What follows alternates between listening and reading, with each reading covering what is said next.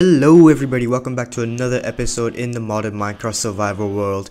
In this episode I'm building a new factory with a bunch of cool new machines. But if you remember in the last episode we made this super simple train track building factory which is really small. But overall it's made enough tracks to sustain us for a while, which is really good. But I want to make an even bigger factory which can make a bunch more train tracks in a much shorter amount of time. But I was thinking of building in this plains biome here, but there's too little space. So then I looked up here and I realized, oh, this is a giant place here and there's a lot of space here. So I think that's where we're going to build our first ever train factory. Let's go. Alright, we finally made it here and I think this is a nice place to actually start building the factory. But as you can see, it needs a bit of terraforming, so let's just get straight into the time lapse.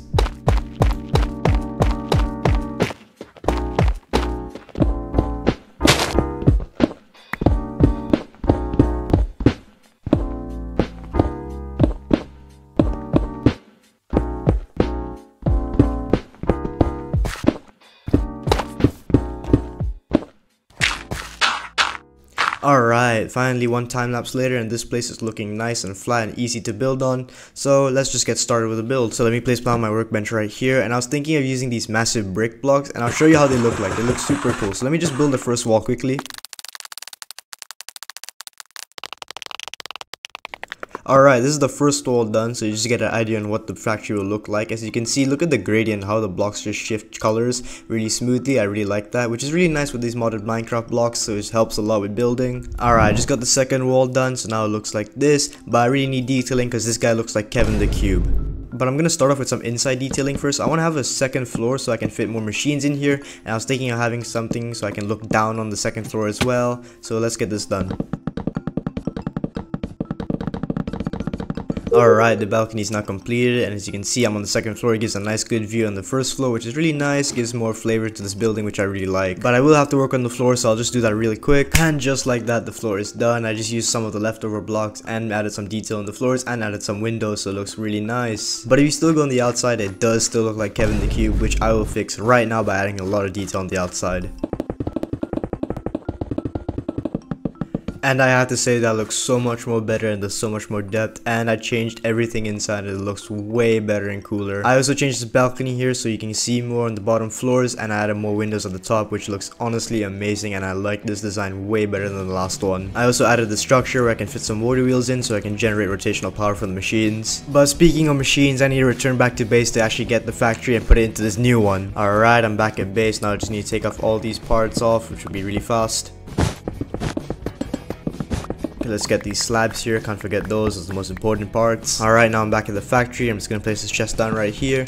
And I was thinking for the build, for this train track build, I was gonna have it near this water wheel so I actually get the rotational power going quite easily. So if I place two shafts right here, it also allows me to build another machine behind there so I can connect the rotational power from this machine, which if it makes sense, it makes sense. So now I just need to place my press and deployers down like this, and if I come to the back, I just need the shafts to connect them like this. So I just bring the shafts out.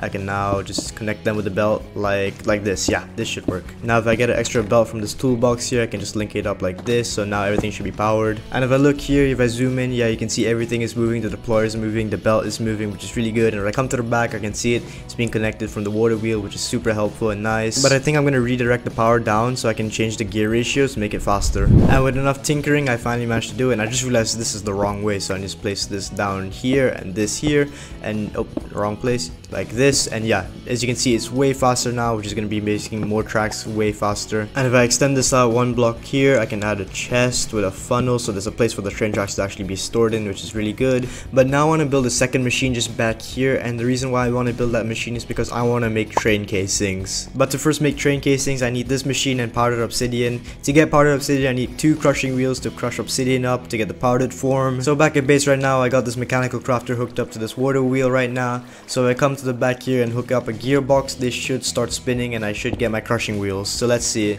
So yeah, that's the first part. Yep. Okay. Alright, yep, it's going. And yep, there we go. So now it should make the crushing wheels right now.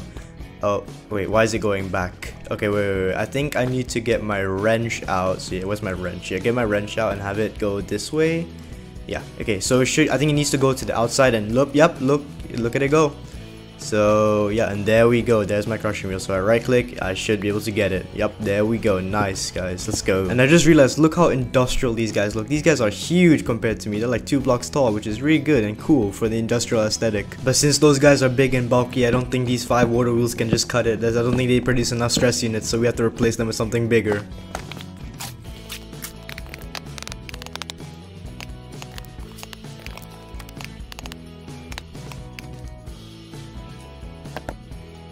Alright, so I get my hand crank down here and then get a clutch right here. Now I just need an engine and a shaft, and I think the build should be done. Yep, there we go. Now I'm just gonna get another engine to go underground so I can get the rotational power going, and then I think, yeah, if I want it underground, I should probably put the shaft this way, so yeah, just have it go down into the ground. But before I hook anything up, I just want to hear this thing run. So if I fuel it up and put my hand crank here, the water should be going in, and there we go. It is fully turned on. Let's go. Just look how cool this thing is, and look how cool it sounds with all the steam pumping in. But if I come down here, you can see where all the gears are.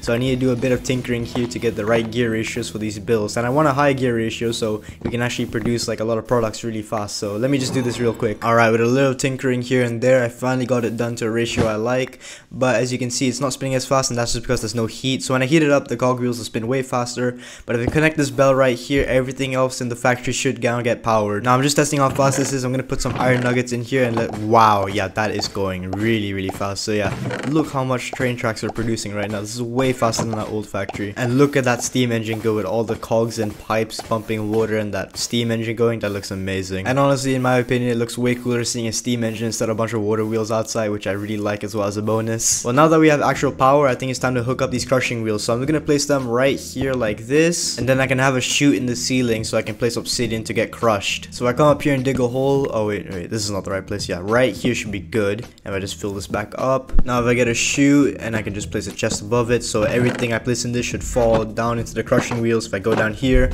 yeah, it should fall right into the crushing wheels. But now I gotta power these bad boys up. So 2 gearboxes here, maybe a shaft right there, and then yeah, just connect it like this. Okay, okay, the machine is overstressed, but that's because once again there's no heat, so there's no need to worry. Alright, so now I just need to place the spout down like this, and then 2 presses here. Now if I come to the back, just gotta put these shafts out and get a belt so at least can actually get rotational power. But now the spout has to be filled with lava for this machine to work, so I have to go underground and do some tinkering down there. Alright, so if I come down here and just place a bunch of dripstone like this, and I actually place the dripstone tips, it should be like this. Yeah, really simple. Now I just need to get the cauldrons and just place them down like this. Now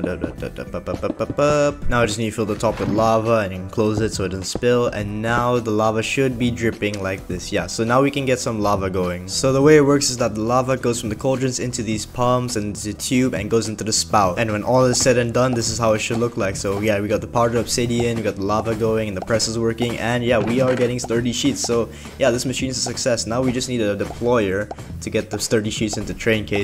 So to do that, I'm going to place this deployer right here, so with that sturdy sheets, when they're done, they go into this deployer. And the plan is to have the mechanical arm take those sturdy sheets and place them into a deployer here to make the train casings. So I placed down 2 shafts here. I can get a belt and make a new line and place a deployer here. So this is where the sturdy sheets will go with the mechanical arm. And if I come here and make another line and get a belt, I can place now a deployer here, and if I place it the right way. So I'm going to put a shaft here, place a deployer like this. This is where the brass will go. So I place brass right here. I'm going to place stripped logs down here as well, so this will make the brass casings, which will then be turned into train casings. Alright, the steam engine's been turned on, but this belt is not moving, so I need to power this somehow. I think if I put a shaft here, or maybe a shaft, like bring it out, I'll put a shaft here. Yeah, there we go. Okay, so now everything's being powered, which is super nice to see, and yeah, it looks like we are definitely getting train casings. And if I come here, you can see everything, yeah, just working. So the presses, the arms, and the spouts, everything's just coming together super nicely with this machine. And seeing it from this angle is so cool. Just seeing the spout and 2 presses and the arm coming in, that just looks so cool in my opinion. But I think that's all I can give for this video, guys. Honestly, you made such good progress in this world, so make sure you like and subscribe to never miss another video from me ever again, and I'll see you guys in the next one.